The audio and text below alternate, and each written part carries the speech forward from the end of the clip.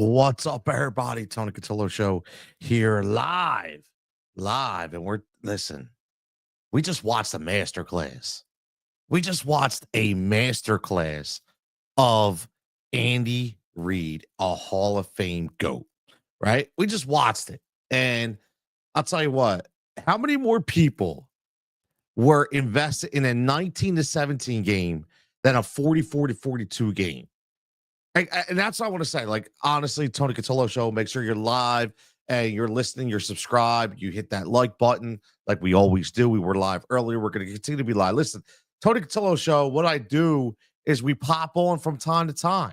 And it's not just always the same time. We pop on from time to time because that's what we want to do. Okay. We want to talk about the stories. We want to talk about the news. Okay. We want to react. And this is the Kansas City Masterclass led by Andy Reid. Like I keep saying that. And again, I know not a lot of people may agree with that because they may be like, man, this was boring, right? May say this was boring. But I'm gonna tell you something. This was not boring. This was far from boring. Like I was watching this and I was saying to myself, what is the reason why?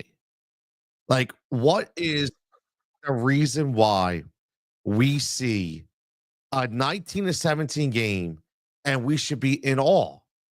And it's because we've heard the narrative by all these national pundits out there that say the Chiefs are the luckiest team in the NFL. And I completely disagree. I do. I honestly 100% disagree. And I'll tell you why. Like I don't think the Chiefs are the luckiest team in the NFL. I don't think just because they had a bank shot field goal that hit off the upright and went in that they were the luckiest team in the NFL. I don't think because they take a practice squad kicker, sign him, and put him in, and he hits 3 straight field goals a night. I don't think that's why they're the luckiest team in the NFL. Right? I don't look at that. I look at that as coaching. We've talked about coaching all around the NFL. I've talked about this a couple weeks ago, how I honestly feel that we are looking at a revolution, so to speak, a changing of the guard, where we're going with the veteran coaches more than we're going with the young, shiny toy. And I keep saying this time in and time out that when you have a Hall of Fame certified coach that always has his team prepared, that always has them up for the challenge. Like little simple things, like just special teams. Watching a team that Andy Reid knows is struggling offensively for whatever reason it is. They struggle offensively in the passing game. Whether it's people are understanding the plays a little more now, maybe Patrick Mahomes is being called on to a little bit more. Maybe they have an issue with the offensive line, whatever it is. Okay. Whatever it is, it's happening. He knows it's happening.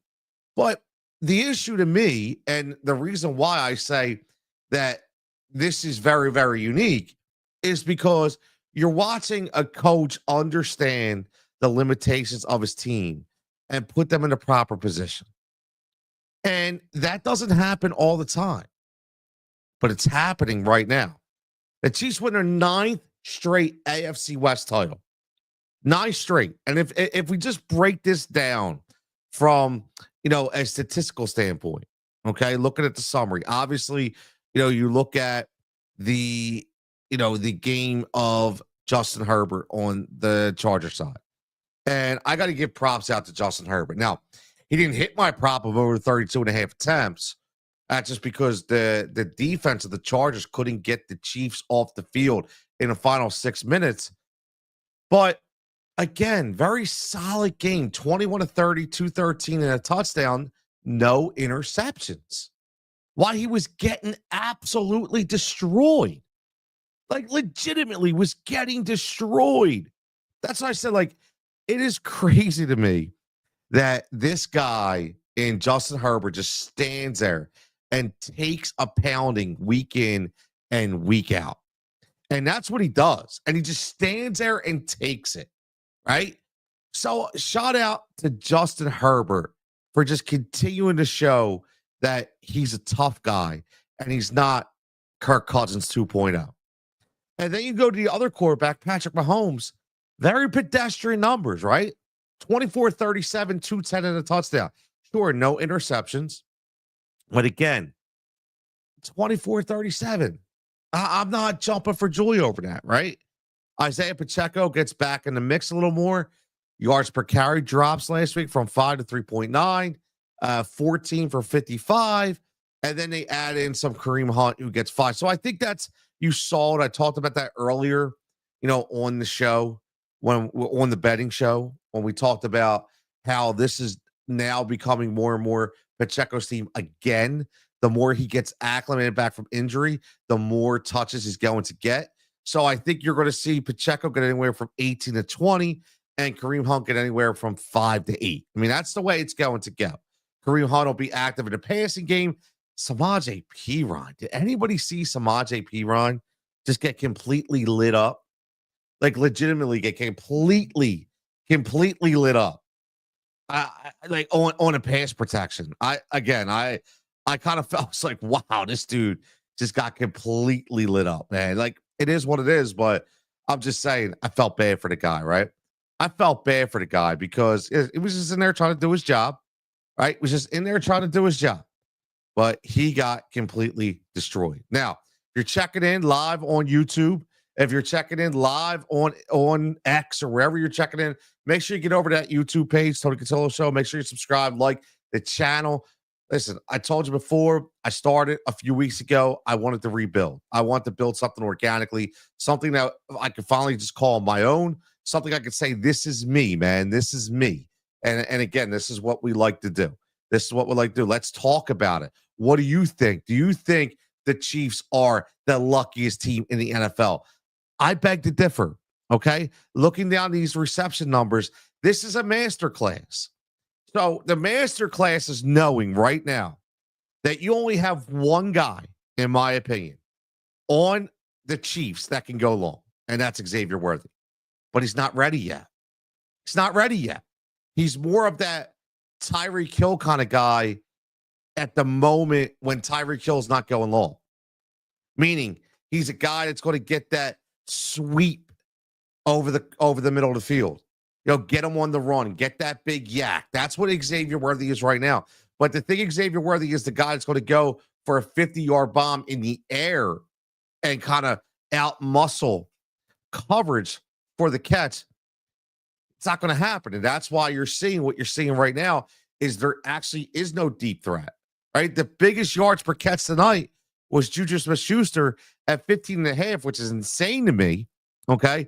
But that's because he was just finding a soft zone in the coverage that was breaking down more often than not for the Chargers. That honestly, not used to seeing, right? We're not used to seeing that. But everybody got involved. 5 catches for Kelsey, 5 for Worthy, 4 for D-Hop, 2 for Juju, 4 for Noah Gray. Pacheco got a couple. Kareem Hunt got one. Samaje Perine got one. It's just the way the Chiefs are trying to win football games this year. And it's going to have to be one on the defensive side of the ball and for special teams. And their special teams was fantastic, right? It was fantastic. 4-4. Matthew Wright comes again. Andy Reid is so known for bringing people out of the unknown off practice squads and making them a legitimate kicker. David Akers. I mean, do you have to say anything else, right? I'm not saying Matthew Wright's David Akers because obviously once what do you call it? Their kicker comes back. Why I'm losing his name? Harrison Bunker, right? Once he comes back, Matthew Wright's back to the practice squad. But again, to be able to come up tonight in a big game situation where your offense only scores 1 touchdown and you have to kick 4 field goals, that just proves that this team is coached the right way, right? Look at the punting. Arisia, again, like Andy Reid with the punters, right? He always has a good punter. Remember when he brought back Sean Landetta, right? Always has good punters, man. Along at 59, an average of 52. I ain't going to get it on the 1 to 2 yard line with ease, man. Huge. Listen, tons of sacks. tons of sacks, right? Tons of sacks. Nick Bolton gets a sack. Wharton gets 2 sacks, right? Again, lots of hits on Justin Herbert. Lots of hits. Now, when you go to the other side, listen, I am not going to sell the Chargers short. I am not. Right? I'm going to look at again what they were able to do with what they had. My man says, Curious says, love your approach. So happy for the fresh start. They're playing with fire, but it's by design. I agree, man. Yo, thank you for one. My man says, I got you with the sub. They are dope with the time management. My man, Trayvon the Dragon, my man, I appreciate it. Closing out games, but that man, Isaiah Pacheco, is so nasty in the run game. I'll tell you what, man. Honestly, Trayvon, I slept on Pacheco a couple years ago. I always thought this guy with a very low yards per carry was never going to be that big time running back, that big bell cow, because Andy Reid doesn't always have a bell cow, right? And I wasn't positive that he was going to be it. And I'll tell you what, man, he has really grown into that role. And watching how hard he runs, like, that's the thing, man. It's like shot out of a cannon. And he's very physical, very, very physical. And listen, he's playing with a couple screws and a plate in his leg, for Christ's sake, right? I mean, this guy just wants it. And, here's the thing. This is what Andy Reid brings to a football team. And that's why I say a Kansas City masterclass led by Andy Reid. This is what he does. And this is why I'm so hell-bent on the veteran coaches. And listen, I don't want to take anything away from the Chargers, man. Honestly, I get they lost the game. I understand they gave away a lead. I understand that. But, they're playing number one without J.K. Dobbins, right? They're playing without their number one receiver, even though he's a rookie in Ladd McConkey. And they still had guys step up. Joshua Palmer stepping up, 6 for 78, who we hit the plus money bet on tonight, by the way, on the plus money prop train, over 3.5 plus 102, or actually plus 105, courtesy ESPN bet. Stone Smart coming out of nowhere to 18 yards per catch, 3 of 54 once Will Dissly goes down, right? Stone Smart steps in. Quentin Johnson, who has had multiple games with drops and hard times to hold on to the ball, steps up, 5 of 48. I mean, you look at this and you just go down and say, wow. Now, I will say this. I really think that they are missing out with using Darius Davis in a different way. I look at him as, kind of like the Khalil Shakir role. My man Albert checking in. Yo, what is up, my man? He says it kills you to think that Andy Reid went to interview with the Bears and he left Philly and the Bears didn't even interview him. I didn't know that. I did not know that he went. Listen, you know what? That's all about the hunt culture in Kansas City, man. The Hunts, they knew, right? They knew who they wanted. They knew 100% that Andy Reid was their guy. And they knew they were going to get Andy in before anybody else. And they weren't going to let him leave the building, right? They knew, you know what? Because the lineage of the Kansas City Chiefs is one of those teams that is very prideful in their culture and their representation. And when you have names like a Dick Vermeil, a Marty Schottenheimer, right? When you have those kind of names, it signifies greatness. They say what you want about Schottenheimer, dude, but he was a hell of a coach. Right? So, they've always had these mainstays for years. And they knew not only would Andy be the mainstay, but he would bring other guys in to be the mainstay as well. Guys like Mike Kafka, who I'm not a huge fan of, right? But listen, he does understand how to call offensive game. Steve Spagnuolo, Hall of Fame defensive coordinator, just gets it done. I mean, how many people watch that game from beginning to end? And at the beginning, when they go through all the starters and, they talk about their name, where they're from, how many knew more than 5 guys on that Chiefs team? Honestly, Like how many watched that was like, oh man, I know him.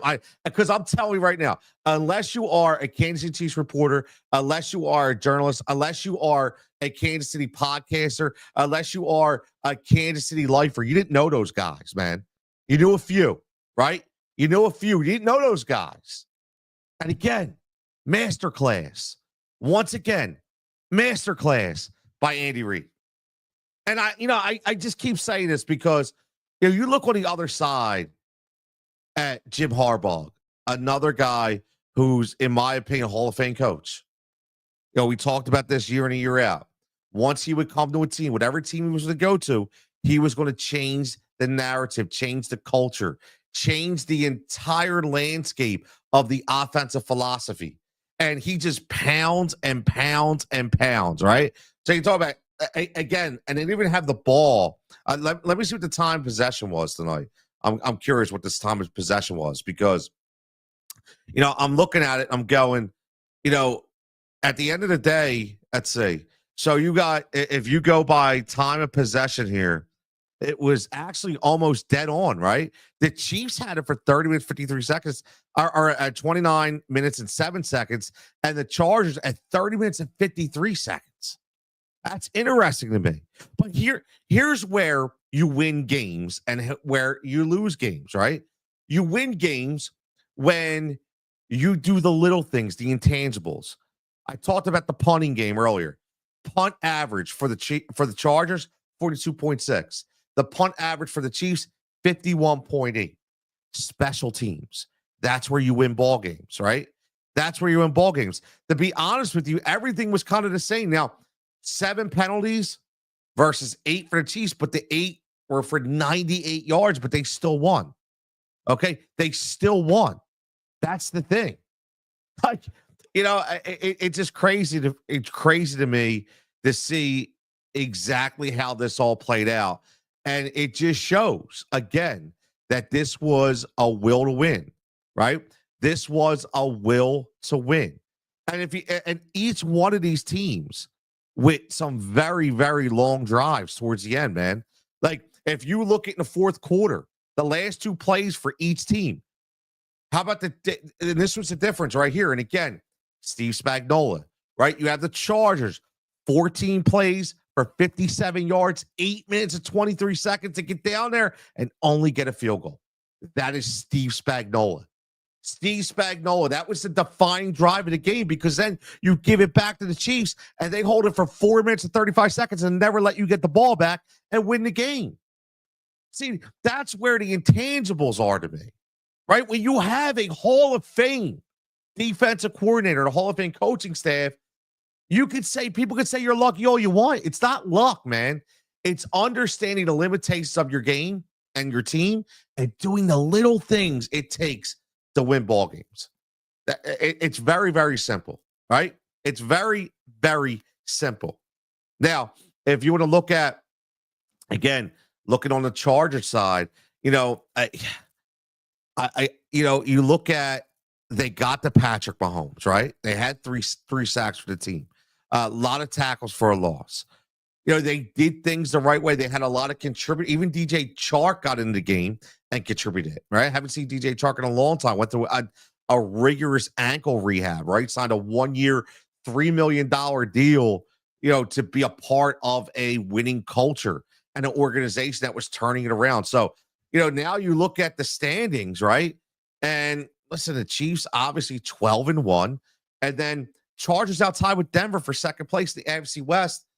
And the Denver, again, I keep saying this, man, the Denver Broncos, you look at those 3 teams in the AFC West, and what's the first thing that stands out to you? I'll tell you what stands out to me first and foremost is the coaching, right? That's what stands out to me right off the bat. I look at all 3 of these teams, and I say to myself, Sean Payton, Jim Harbaugh, Andy Reid. Is there another division in the NFL that has 3 Hall of Fame coaches? No, not at all. Not at all. Yeah, Pittsburgh. Yeah, guess what? They have Mike Tomlin, John Harbaugh. That's it. Sorry, Zach Taylor, not you. Sorry, Kevin Stefanski, not you. AFC South, right now, nobody, right? Look at the AFC East. Sean McDermott, maybe one day. I've said this all along that Sean McDermott is one of the most overlooked coaches in the NFL. Nobody ever talks about him. All he does is win. By the way, Buffalo clinches the playoff berth. 10-3, AFC East. Boom. Right? Sorry, the rest of those three teams, nah, not seeing it. Right? Then you go to Philadelphia in the NFC East. How many Hall of Fame coaches in the NFC East? None. Go to NFC North. How many Hall of Fame coaches in the NFC North right now? None. NFC South. How many? None. NFC West. Could be a couple. Could be a couple. I will say that. Sean McVay could get there one day. Kyle Shanahan could get there one day. But for right now, when you look at the AFC West, man, that's where all the big time coaching lives. And that's why that division is no joke. And I'm excited to see what it brings. Right? I really am. I'm extremely excited because, I was always a Sean Payton guy. Said that before. Say again, it had to get him a year in order to obviously get his take and his scheme and his players and everything he wanted to put in place. He needed a year to do it. And you look at the other end, with the Chargers, we knew when they were going to hire Harbaugh, he was going to come in and he was going to flip the script a little bit. A team that really lost their offensive identity. And he was going to bring in that pound and ground culture, right? You pick up a couple guys off the scrap heap, for Christ's sake, right? With J.K. Dobbins, who luckily no big damage. He will come back this year when he's ready. And Gus Edwards, another guy. And then you draft Vidal, and now you have a three-headed monster, so to speak. Nobody that's going to blow you away, but guys are going to get positive yards and get it done.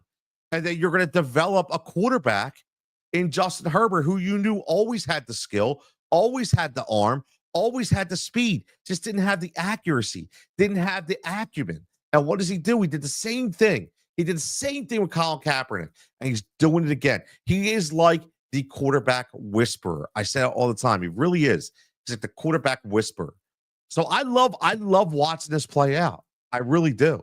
But right now, I'm looking at a masterclass by Andy Reid. I'm looking at these Kansas City Chiefs that say they're winning games by any means necessary. Any means necessary. Just think about playing the Chiefs in a one-game playoff. You don't want to play them, man. Like I say all the time, why would you want to play them? Because one of these games, it's all going to click in the right area. It's all going to click because the game planning by their head coach is second to none.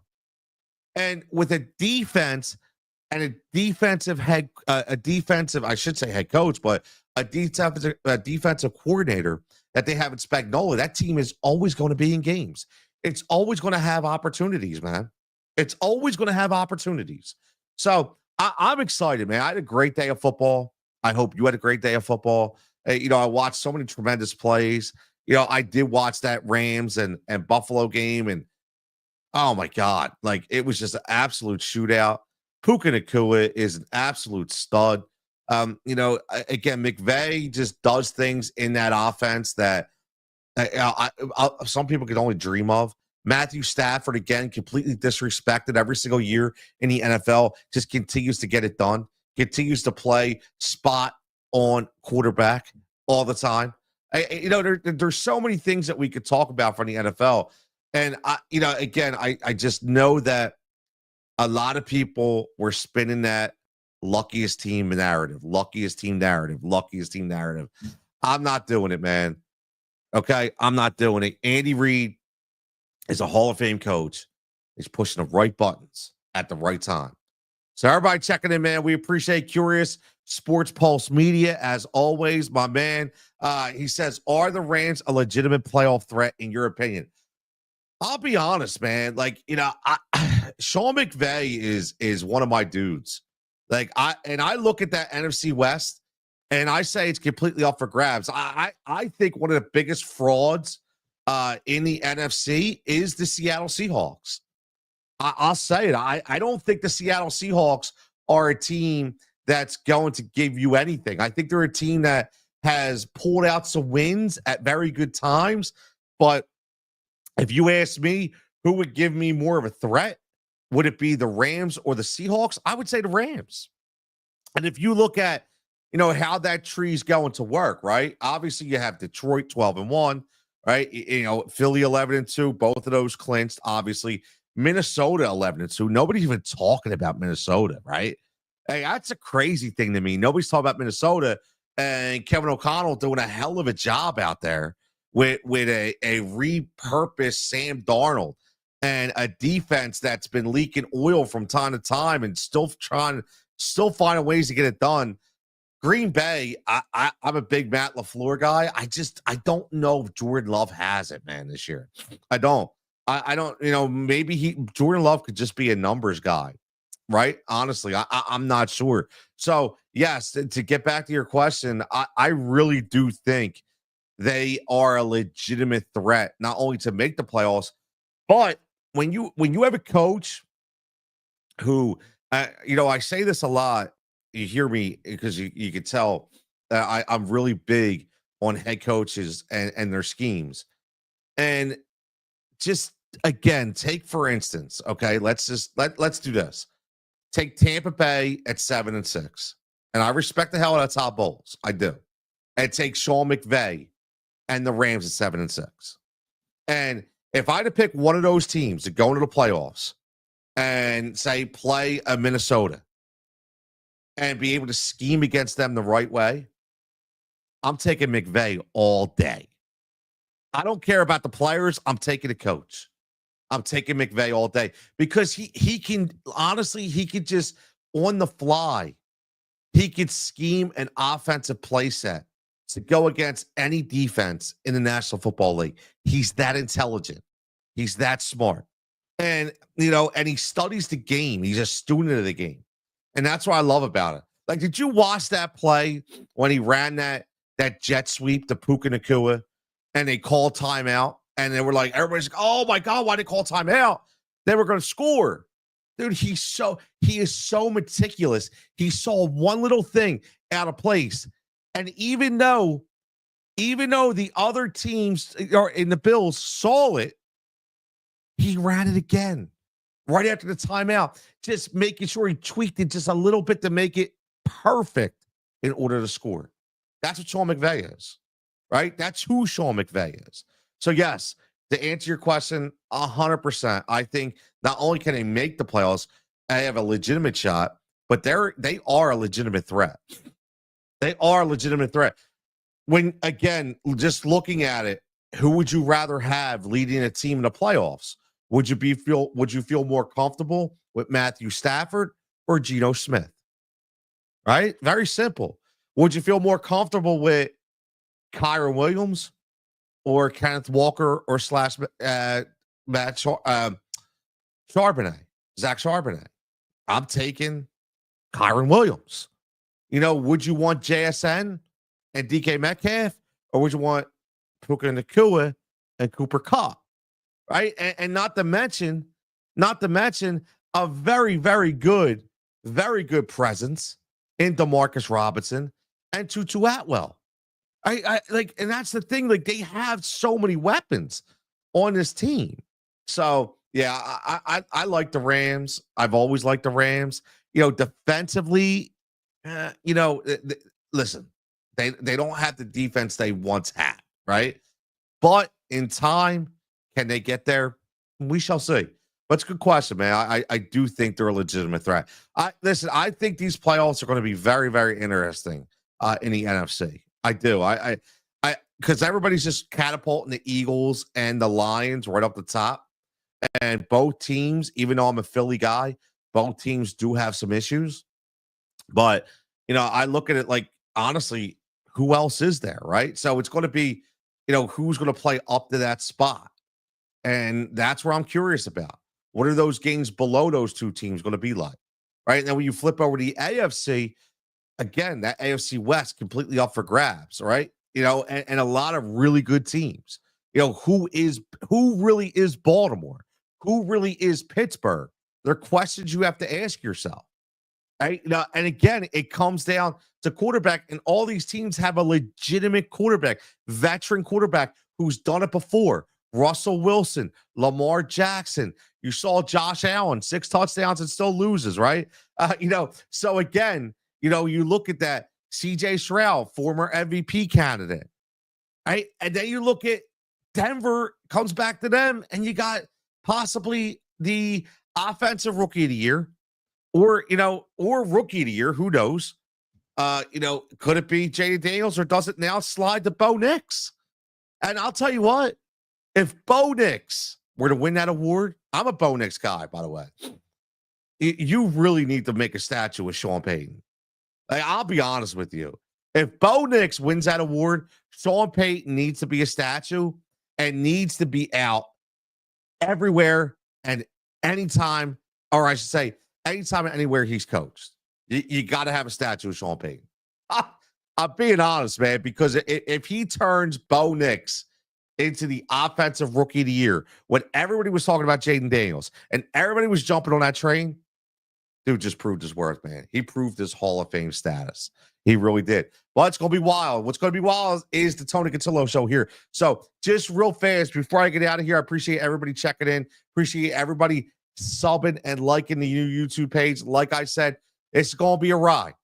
Okay, it's going to be a ride. Monday nights, 3-hour show, always going to be live, remote from Pike's Pub in Bucks County in Pennsylvania. Multiple guests, friends of the program, a lot of good sports talk. And then throughout the week, different segments, different stuff, rapid reactions on certain topics that come up. I haven't decided yet, to be honest with you, if I want to do a consistent daily show at one specific time, because again, I think there's so many shows that do that. I like to kind of break it up. Like this. I want to hop on, talk about it, right? My man Albert. Albert, I'll be checking you out, buddy. I'm gonna give you a text this week and see if we can hop on a phone possibly. I got a couple questions for you and just want to see how you're doing as always, man. See what's going on. I appreciate the support as always. That my man coming over from, supporting me from the Win Daily days, right? Coming in, of somebody that I've developed a friendship with.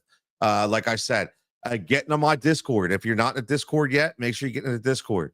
And again, you get that by signing up on the sports betting page. Okay. Again, like I have to say it every time, right? If you want to sign up, very, very simple. We're doing some big things. And like I say all the time, it's nothing that's going to break your pocket. It's really not. And everything I do is 100% transparent. Okay. So, this is my sports betting page from Odd Shopper. Okay. It's on a Tails page. This is who I am. This is my real picture. That's who I am. Right. We got the jigsaw pieces. Okay. Which is, 5 a week or 15 a month. That's going to get you daily parlays. It's going to get you daily picks. Okay. Pick'ems, everything, man. Right here. Player props, parlays, prize picks, underdog futures, you name it. And then you got the plus money prop train. If you just want plus money props, I drop about 3 to 5 daily. And again, I say this all the time. If you hit 1 or 2 of these, it's going to give your money back already. And you have the rest of the month. So I will not kid you. I'm not sitting here saying, but I will tell you that I'm very good at what I do. Okay. I'm honest. I'm very good at what I do. I spend a lot of time. I've been doing sports my entire life. Okay. There's a reason why I could go over and run a 2-hour show on Sirius with no notes. It's what I can do because I've been around, I've seen it, and I see things in a different lens. So it does work sometimes it doesn't work, right? Again, it doesn't matter, but this is where I'm at. This is what you want, and this is where I'm going to be. And as always, make sure you subscribe and to the YouTube channel. Lots of big things to the YouTube channel coming up. Lots of different people jumping on. Lots of exclusive interviews. Okay. Again, I'm creating something a little different. Right. I want to bring you guys and girls people that you possibly don't know. And it's no disrespect to the other people, but they've already heard those people. I want other people's perspective. Right. I want a different perspective. My man, my man Joe reached out to me privately, was like, yo, I got a guest for you, man. Again, I'm not going to say the name, but amazing. Used to be an NBA official. You're going to know who he is once he comes on the show. Again, different types of guests. So as always, man, appreciate everybody's support. I'm going to go check the bets we have for the day, tally them all up, get ready for tomorrow. Like it is Monday night. We'll have Monday Night Football. Actually, I'm actually off tomorrow night from Pikes because I get one Monday off a month. So I will hop on tomorrow night. We will do a Monday Night Football breakdown from a betting and a fantasy perspective right here on the Tony Cutillo Show. So everybody have a fantastic evening. It's Monday morning. Get to work safe. As always, stay safe and stay healthy. And we'll catch you back here